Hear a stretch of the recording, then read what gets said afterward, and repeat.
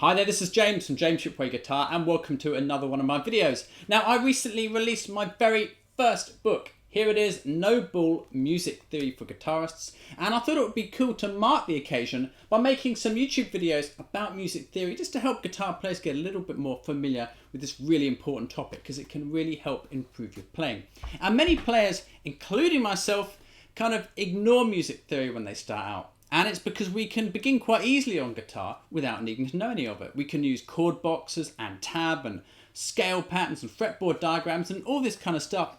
And it's also kind of off-putting, a bit scary with strange words like tonic and subdominant and diatonic and all this kind of thing. And it's really easy for us to bury our head in the sand and convince ourselves that we're going to get along just fine without knowing any of this stuff. But eventually what happened to me will probably happen to you. And this is that you hit this wall and you can't really progress beyond that and reach the next stage in your playing without getting at least some of this knowledge down. But then we're faced with what seems like a huge sea of information and we're not sure where to begin, what we need to learn, what we don't. Well, the good news first of all is that you probably need to know a lot less than you think you do. And in this video, I'm going to try and help by showing you what I think are the 5 most important topics which you need to know. If you understand these, then you have a really good foundation about how music theory works, and it'll help you understand more advanced topics, and it will really help you to understand all the music that you're probably already playing much deeper and on a much better level. Topic number 1 is what I call the musical alphabet. You'll hear it called the chromatic scale as well. And this is basically all 12 notes that we use when we play music. So if you don't understand your 12 notes, it's going to be a bit hard to make sense of anything else.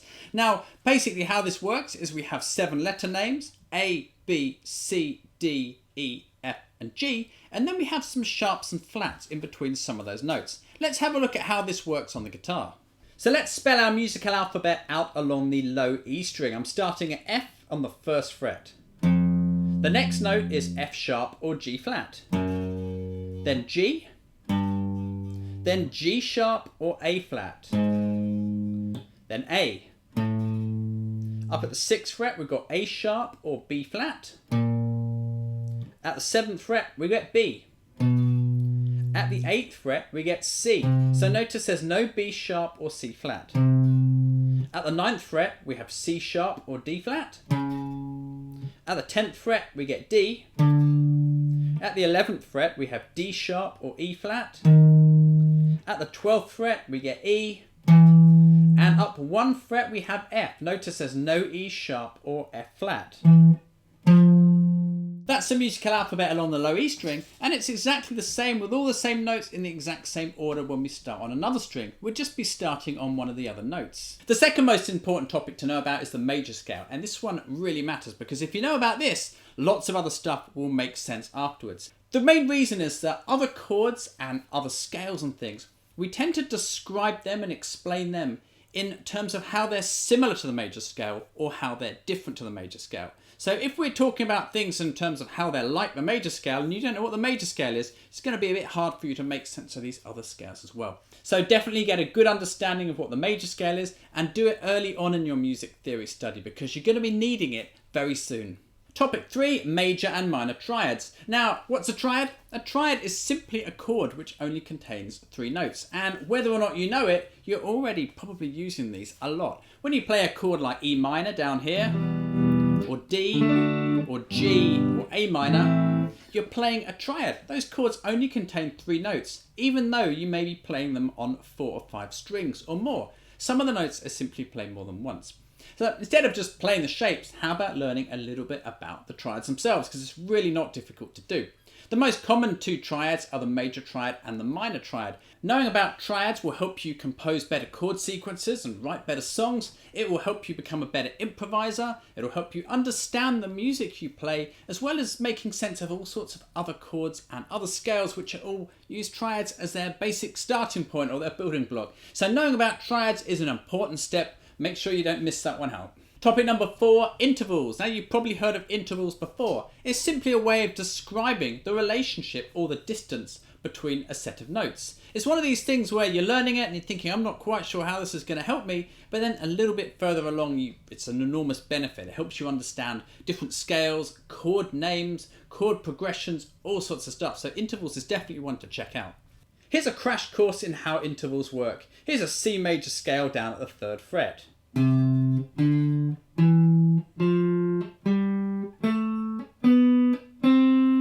The next thing I'm going to do is number the notes as they go up the scale. Here's my root. Then I'm going to go 2, 3, 4, 5, 6, 7, 8, or octave. So if I want to describe the relationship between this note here and the root, I need to work out what number in the scale that is. 1, 2, 3. It's the 3rd note in the scale. So we could describe this note as being the 3rd of C, because it's the 3rd note in the C major scale. 2, 3. If we had this note here, 1, 2, 3, 4, 5, I could describe that note as being the 5th of C. With a bit of knowledge about intervals, you won't be confused or frightened next time another musician uses a word like minor 3rd or diminished 5th or perfect 4th. It'll all make perfect sense. Intervals are really easy to understand when they're just explained simply, starting right from the beginning. The final topic is one of the most important to understand, and it's to do with keys, major and minor keys. Think of a key as a family of 7 chords, a set of 7 chords, and a scale which fits with it. And this gives us the raw material for writing music, because we can combine those 7 chords in different ways and use the notes in the scale to compose solos, riffs, or melodies over the top. When you understand keys, it's a game-changing thing in your creation of music. Now, in my book here, I've got this table which shows you all the chords in every key. Let's take an example from that and look at how this works. We're going to use the key of C. So we can see that in the key of C, we've got 7 chords: C, D minor, E minor, F, G, A minor, and B diminished. Now, all 7 of these chords come from the C major scale. What this means is they all share the same 7 notes found in the C major scale. There are no notes in any of these chords which aren't in that scale. Therefore, we can put these chords in different orders and create chord progressions with them, and then we can solo over the top or write melodies over the top using the C major scale. So this is pretty much how all music is created. Understanding keys is incredibly beneficial. Imagine you were trying to compose a song and you're in the key of C. Well, instead of just trying all sorts of different chords, now you've actually got a set of 7 chords which you know will work together. Now, this doesn't mean you can't put some other chords in, but you have a starting point. These chords will work together and sound melodic when you use them in combinations.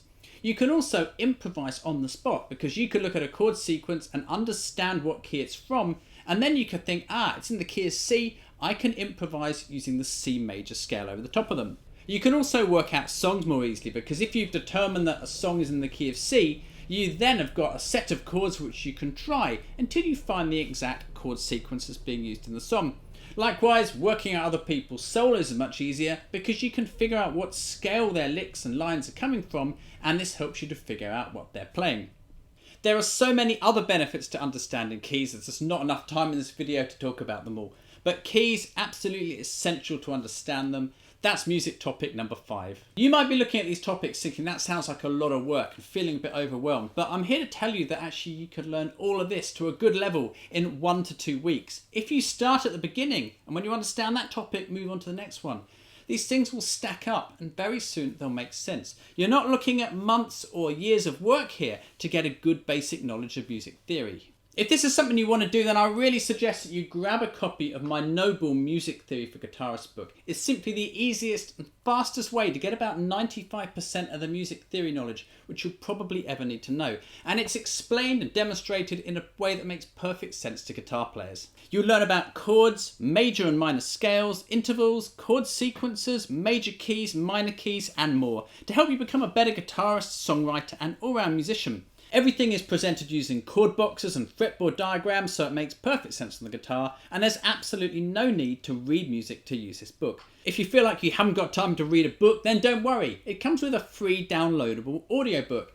Grab this and you can master the essentials of music theory on the go.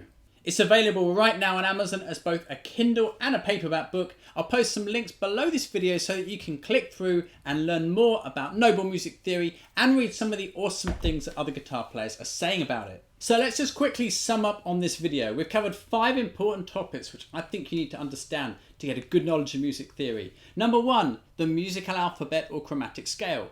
Number 2, the major scale, really important. Number 3, major and minor triads. Number 4, intervals, so you understand the relationship between notes and chords and things. And number 5, keys, major and minor keys. Absolutely important, will change your playing forever. So if you've been thinking about learning music theory but you just didn't know how to, now you've got 5 topics and a good order to put them in to really start getting those essentials together. They'll really help you play and you'll see a big difference.